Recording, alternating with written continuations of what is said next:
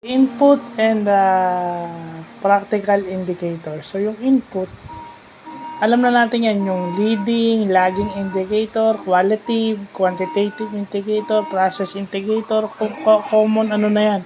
Pero ano tong input indicator at itong practical indicator? Yung input indicator is yung mga key performance indicator na tinitignan para i-monitor yung input. I-monitor mo yung mga kailangan mo para ma-produce mo yung isang bagay o magawa mo yung isang process, kailangan mo ng mga bagay na to, including tools.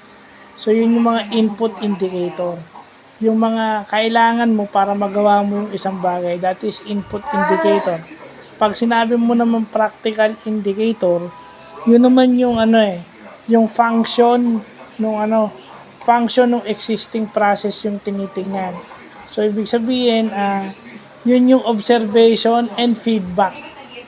Ano yung nakikita dun sa process at ano yung masasabi dun sa process. That is a practical indicator. So, yan. Mas mabuting nalaman natin yan. Napaka-importante niya sa industry. Napaka-importante niya sa industry. Napaka-importante niya sa company. At kahit... So, yun lang po.